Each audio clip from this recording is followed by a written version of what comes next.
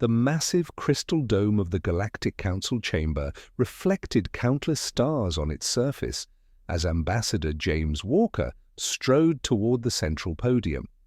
His footsteps echoed across the polished floor, drawing the attention of over 300 species representatives.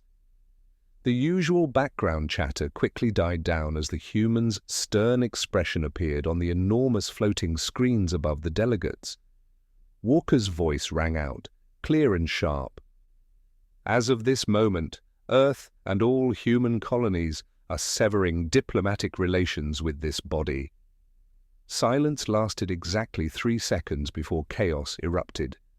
The blue-skinned mediator banged his gravity gavel, trying to restore order as various alien delegates jumped from their seats. Some were shouting, others made sounds that human vocal cords could never produce. Walker stood still. His grey suit was a sharp contrast to the colourful and elaborate robes of the alien diplomats. His weathered face showed no emotion as accusations flew across the chamber. "You can't do this!" the rust-coloured trade minister yelled, slamming his forehead on the desk. "The treaties!" "The treaties," Walker cut in. "The same treaties your species has broken 16 times in the past year alone." His words sliced through the noise like a blade. The same treaties that were supposed to protect human colonies from economic exploitation. A high councillor, a tall figure with crystalline features, raised her hand for silence. "Ambassador Walker, surely we can discuss this? The Council has always—" "Always what?" Walker snapped, his tone suddenly sharper. "Always treated humans as second-class members, always overruled our votes, always stolen our patents, and called it for the galactic common good?" The chamber's lights flickered as thousands of data screens lit up, displaying a record of council votes and decisions made against human interests. Walker had planned this moment with care, ensuring each species would see their own betrayals projected right in front of them.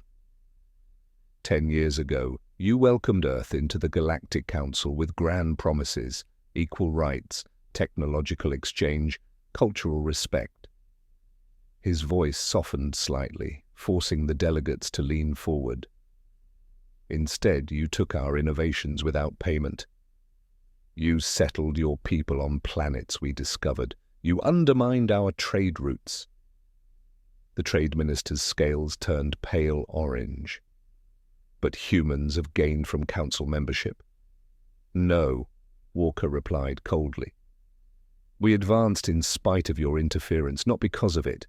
We tracked every backroom deal, every secret vote, every whispered plan to keep humanity small."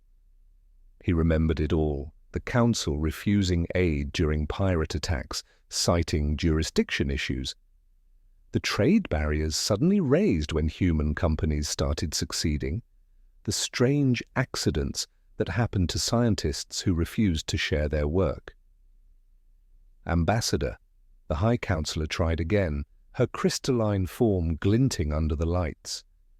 "Perhaps we can form a committee to address these grievances." Walker let out a short, harsh laugh. Several delegates flinched. "More committees, more empty talks, all while you continue to sabotage us." He shook his head. "Number humanity has made its choice." He reached into his pocket and pulled out a small black cube, simple but powerful. "This is our final message. Earth's borders are now closed to all council traffic. Our colonies will receive no more council representatives. Our ships will defend our space." "You're isolating yourselves," someone shouted from the upper tier. "No," Walker answered calmly. "We're finally taking control of our own destiny." He placed the cube on the podium. It projected a massive hologram of Earth's seal into the chamber. "You forgot something important about humans. We don't need your approval to survive. We never did." With that, Walker turned and walked away from the podium, ignoring the shouting and desperate voices behind him. As he reached the chamber's massive doors, a small, satisfied smile crossed his face. Phase 1 was complete. In orbit above the Council world, 50 human ships engaged their engines at once. Their formation was flawless as they headed toward the jump point. The message was clear: humanity can act with perfect precision when it matters. The Galactic Council had never seen an entire species simply walk away. They were about to learn why that was a serious mistake. The Council's central communication hub was in complete disarray. Operators from a dozen species frantically worked their stations, each trying to establish contact with any human settlement or ship. The massive screens that usually displayed thousands of active channels now showed the same message across every human frequency: connection terminated. Director Mark Peters stood in his office aboard Earth's primary space station, watching the distant lights of departing alien ships. Following the new protocols, traffic control had given them 2 hours to leave human space. Most complied quickly, unwilling to test whether the human warships tracking them would enforce the deadline. "All non-human diplomatic staff have departed Earth and the colonies, sir," his assistant reported. "The last transport just cleared Jupiter's orbit." Peters nodded, his reflection grim in the reinforced glass. "And our people?" "All human diplomats have been evacuated from Council worlds. The last group just arrived at Colony Station 7. She hesitated, checking her tablet. "We lost contact with 2 minor outposts, but the rescue ships are en route." The silence that followed felt heavy. For the first time in 15 years, there were no alien voices on Earth's communication channels, no trade requests, no diplomatic messages, no cultural exchange programs. In the Galactic Council's Economic Center, alarms were already blaring. The massive trading computers had crashed 3 times trying to adjust to the sudden absence of human markets. Prices for certain materials skyrocketed, especially those where humans had been the primary suppliers. "This is madness," Trade Minister Gix shouted, his scales now a sickly yellow. "Half our medical equipment depends on human maintenance contracts. 1/3 of our deep space mining operations use human-designed ships."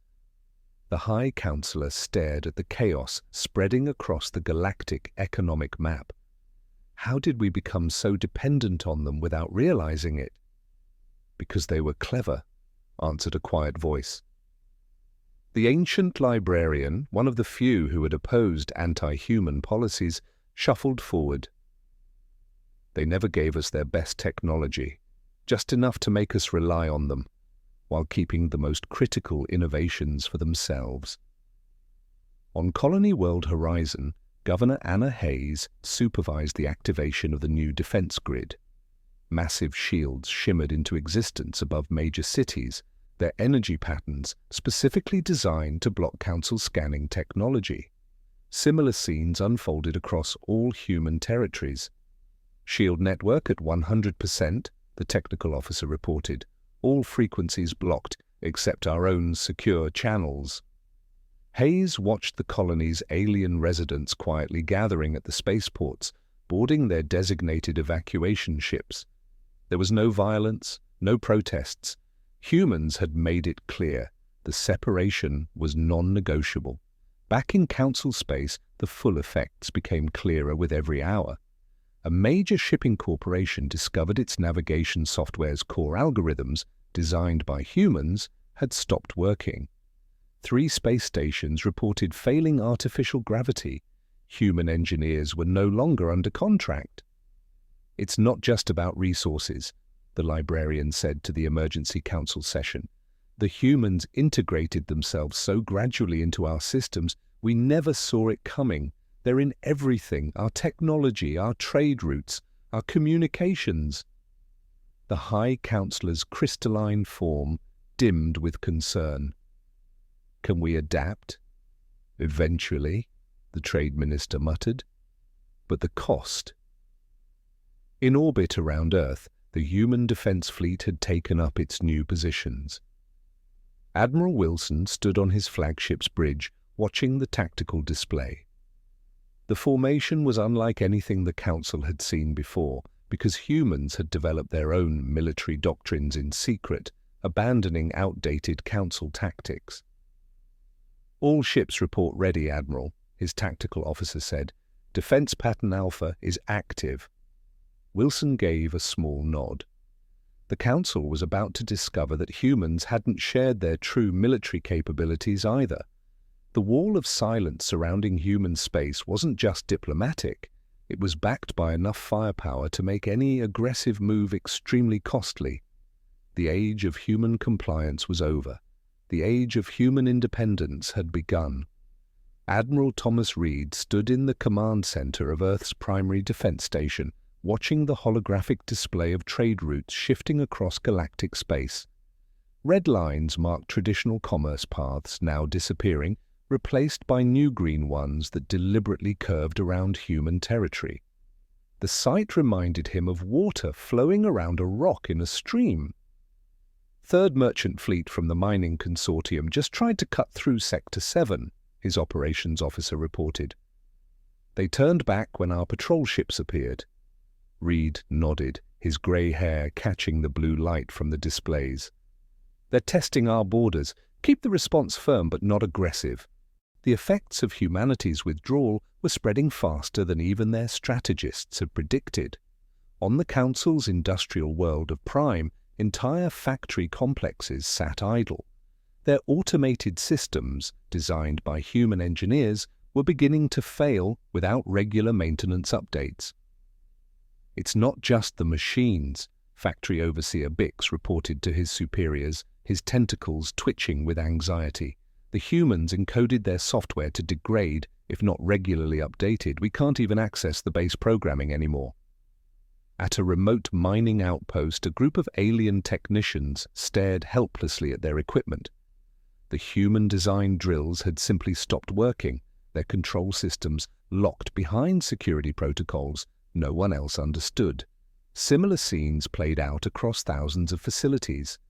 Back on Earth, Director Emma Lewis of the Technology Preservation Office reviewed the incoming reports with satisfaction.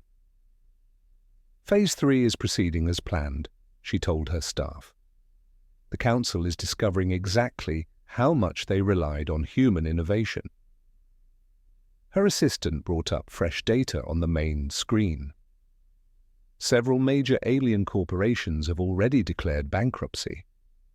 The Stellar Banking Consortium is predicting a galactic recession if this continues." "They thought we were just another species to exploit," Lewis said, her eyes hard. "They never realized we were building in fail-safes from the beginning." In Council space, economic turmoil was leading to political upheaval. The Trade Minister's office was overwhelmed with demands from species facing crisis after crisis, each one realizing how deeply they depended on human technology and expertise. "Two more member species have requested emergency aid," an aide reported to the High Councillor. "Their medical facilities can't operate without human biotech supplies." The High Councillor's crystalline form vibrated with stress. "What about the alternative suppliers we contacted?"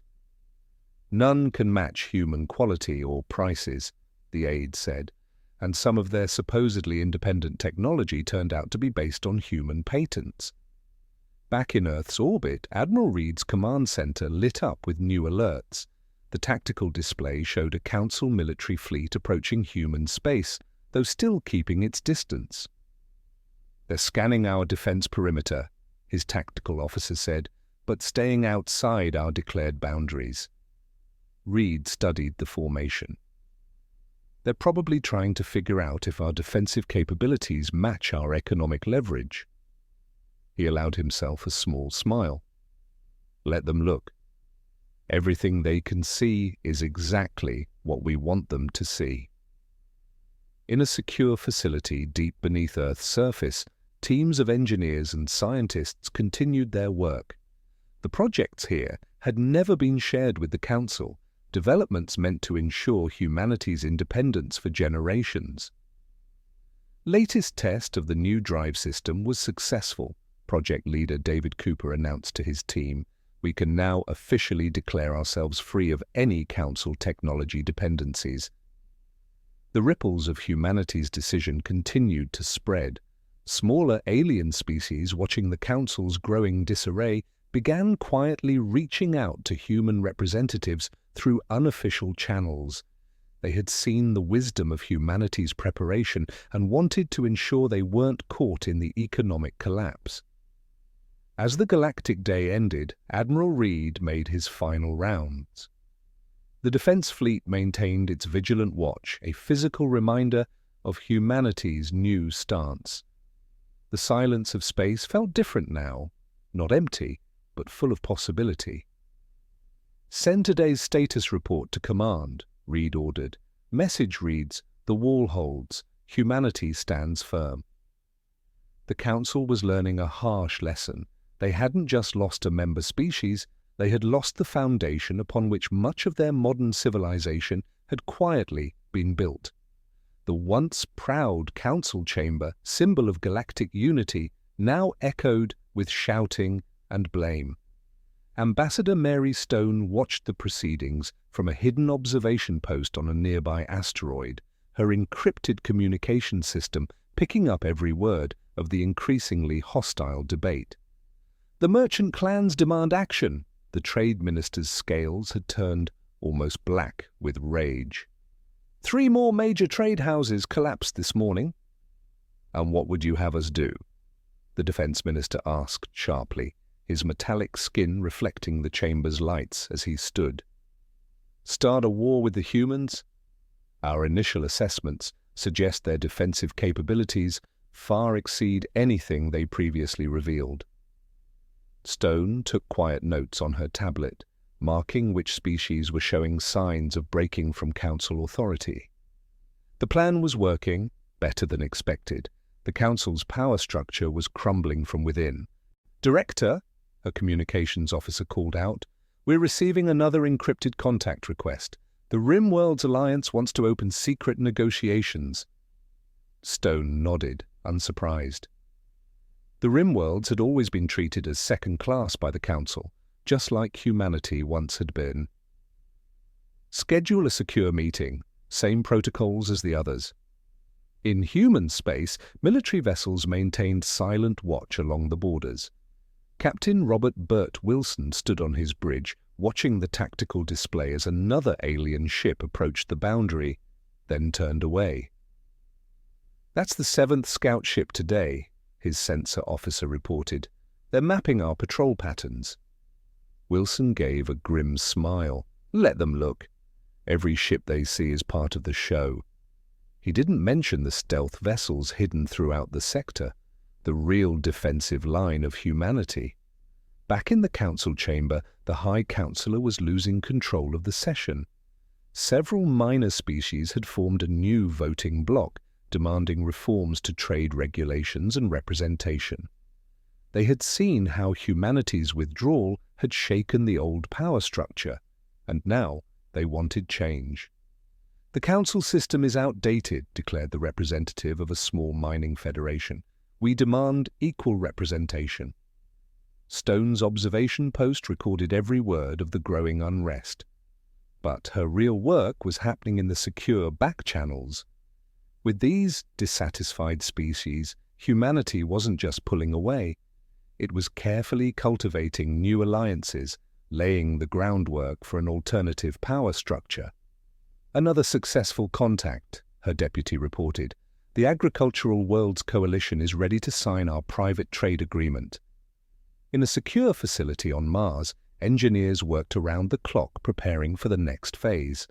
Massive production lines were rolling out new technological devices, tools that would help humanity's quiet allies break free from Council dependence. "First shipment of independent navigation systems is ready," Project Manager John Turner announced to his team. "Our partners will now be able to operate without relying on Council infrastructure." The power vacuum was growing. Species that had remained passive for centuries were suddenly finding their voices, inspired by humanity's bold move.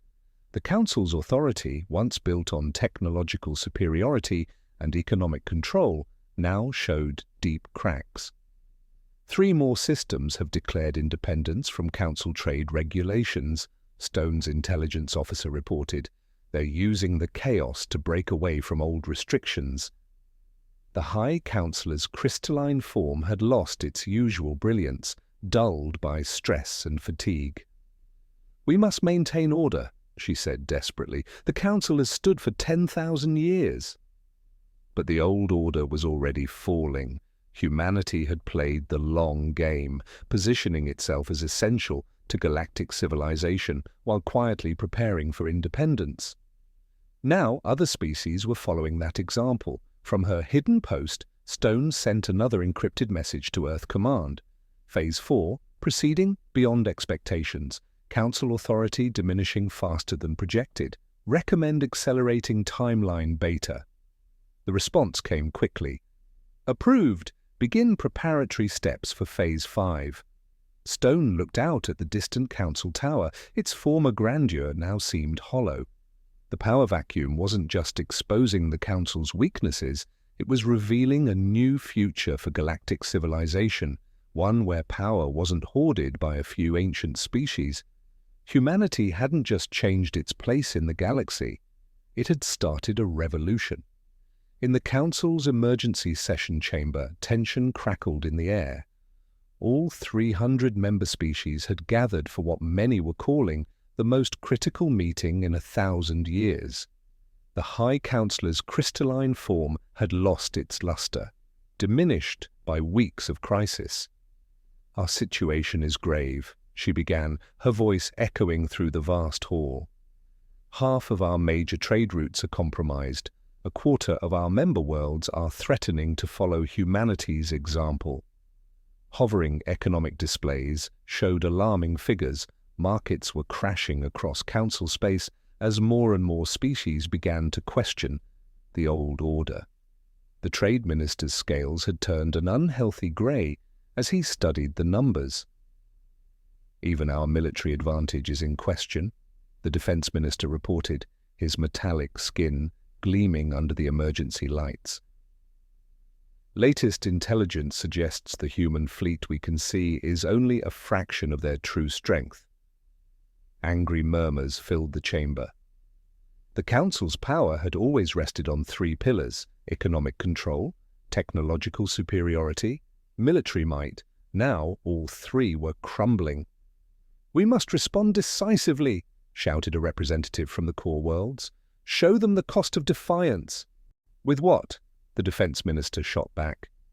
"Half our advanced weapon systems rely on human-designed components. We've lost access to their maintenance protocols." In a private chamber next to the main hall, a group of senior council leaders met in secret with their intelligence chiefs. The news was worse than expected. "The humans didn't just plan their withdrawal," the chief intelligence officer said, displaying confidential data. "They've been systematically building alliances with smaller member worlds, offering them technology and protection we never gave." The High Councillor's crystalline structure trembled faintly. "How many?" "At least 40 species are ready to declare independence, maybe more. They've seen that we couldn't force the humans back into line." Back in the main chamber, the debate had turned bitter. Ancient allies accused each other of giving humans too much influence. Powerful trading houses blamed one another for their reliance on human tech. "We should have seen this coming," said the ancient librarian, silencing the room. "They gave us exactly what we asked for, but never what we needed. Every technology they shared had built-in limits. Every trade agreement left them with backup options." The trade minister slumped in his seat. "They played us for fools." "No," the librarian corrected. "They played us for arrogant oppressors, and that's exactly what we were." Now others are following their example. Emergency reports kept pouring in.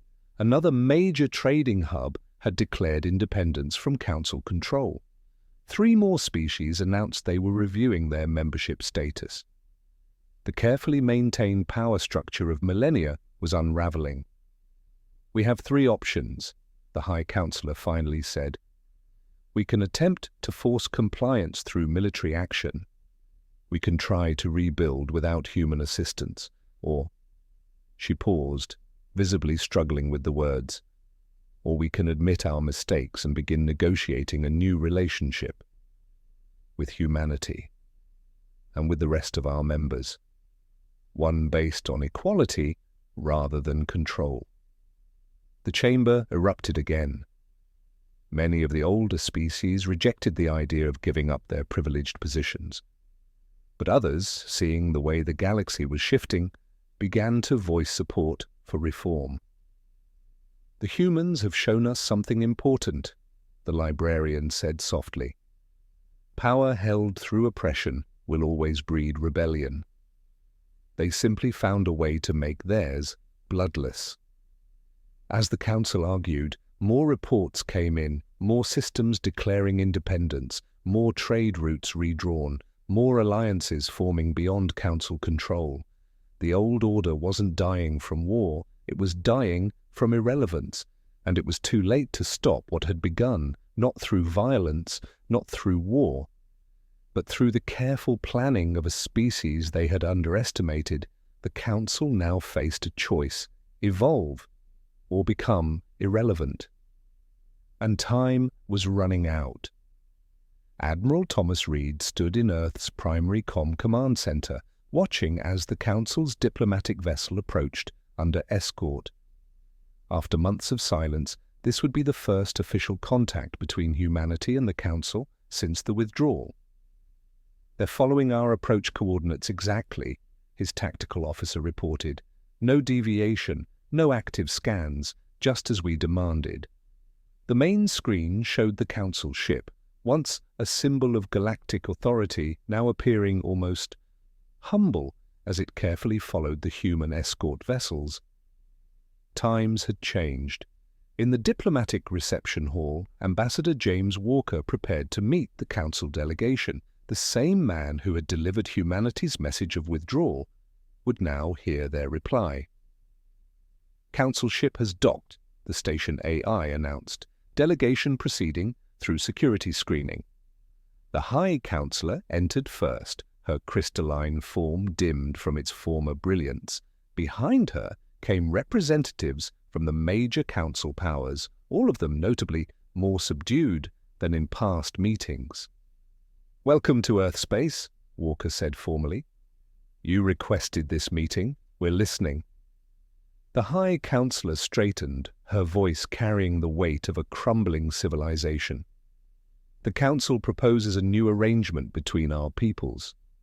Walker kept his expression neutral, but inside he smiled. Everything had gone according to plan. The humans activated a holographic display showing the current state of galactic politics. "As you can see," Walker said, gesturing to the map, "the old order is already changing. 57 species have declared independence from Council authority. Another 30 are in active negotiations with us." The trade minister's scales shifted uneasily. "We understand now. Your withdrawal wasn't just about humanity. You were creating a path for others to follow." "Every species deserves self-determination," Walker replied. "Something the Council forgot long ago." In orbit, more ships were arriving, representatives of once minor species who had allied with humanity. They had come to witness history, the rewriting of the galaxy's power structure. "We propose a new galactic assembly," the High Councillor said, "with equal representation for all species, no more privileged votes for senior members." Walker nodded. This was exactly what humanity had been waiting for. "Continue. Free trade between all worlds, shared technological development. Each species retains control of its core innovations, but may trade them fairly." In the command center, Admiral Reed watched as even more ships arrived. The Council's once proud military escort now seemed small compared to the combined fleets of Earth and its allies. "And most importantly," the High Councillor concluded, "no species may impose its will on another through economic or technological coercion." Walker allowed himself a small smile. You've had time to reflect on your mistakes. We've had time to see the future. Humanity has vision, she corrected gently. A future where cooperation replaces control. The terms were presented, discussed, refined. Humanity would return to galactic politics, but not as a subject of the Council. Instead, they would help build a new order, one based on mutual respect and genuine cooperation. There's one more thing, Walker added, revealing humanity's final condition. All species currently under Council restrictions must be given the choice to determine their own path.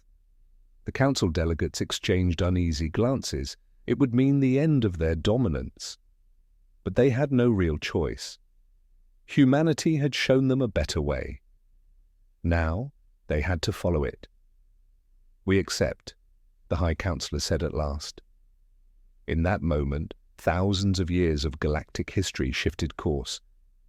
Humanity had succeeded, not through violence or force, but through preparation, unity, and the belief in true freedom.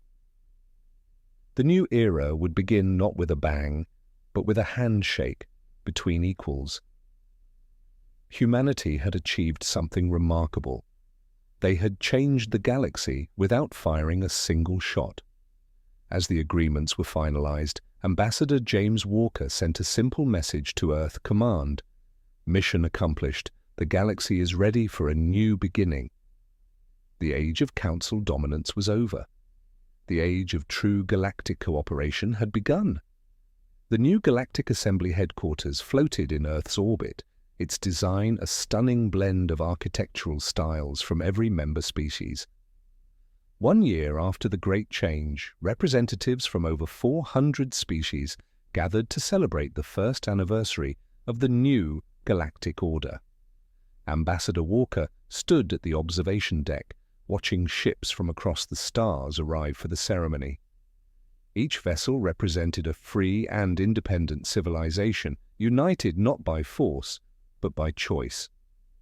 Latest reports show trade has exceeded pre-withdrawal levels, a staffer said, joining him. But this time it's balanced. No species holds unfair advantages. Below them, the massive chamber was filled with delegates. Former council powers now sat as equals, beside species they once dominated. Humanity's gambit had worked. It had transformed galactic society more completely than anyone had predicted. The technology exchange program is thriving, Chief Engineer Foster added, showing data on her tablet.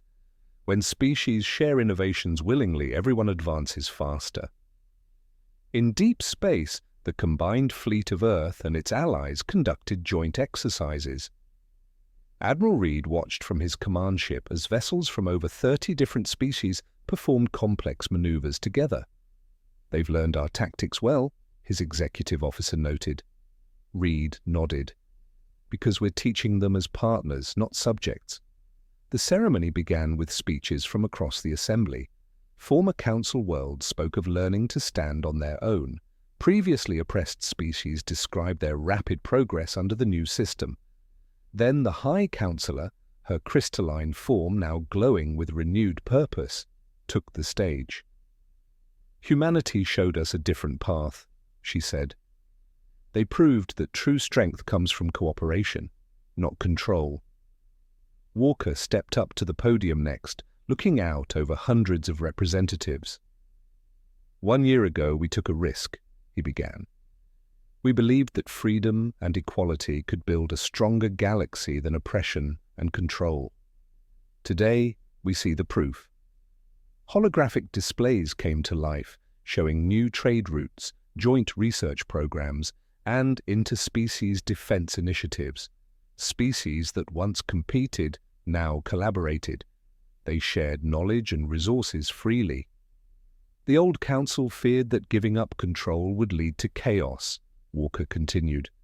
Instead, it led to the greatest era of peace and progress in galactic history.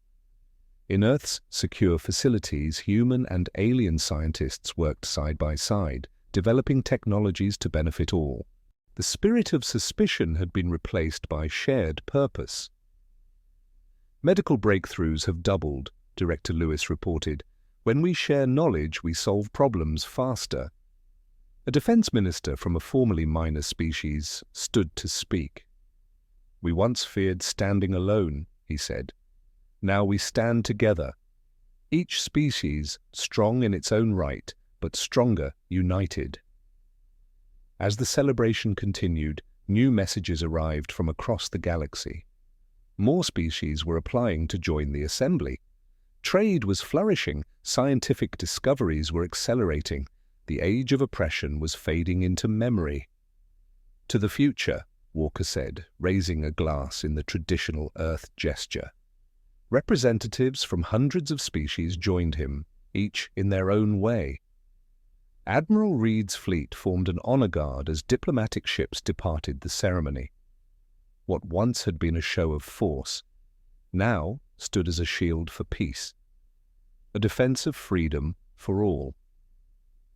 Final report from the border patrols, Reed's communications officer announced. All sectors report peace and stability. In the Assembly's private chamber, Walker met with the Leadership Council, a rotating body representing all member species. They reviewed the year's achievements. They planned the next steps forward. Humanity's greatest victory, the former High Counselor observed, was showing us how to change without destruction. Walker smiled. We just had to prove that cooperation works better than control. The galaxy did the rest. As the celebration ended, ships returned to their home worlds, carrying with them the spirit of this new age. Humanity hadn't just changed its own destiny, it had changed the destiny of every species in the galaxy. The stars seemed brighter that night, as if reflecting the hope of what had begun. The galaxy had learned a simple truth. True power doesn't come from domination, but from standing together, as equals. And it all began with humanity's quiet rebellion, the withdrawal that changed everything.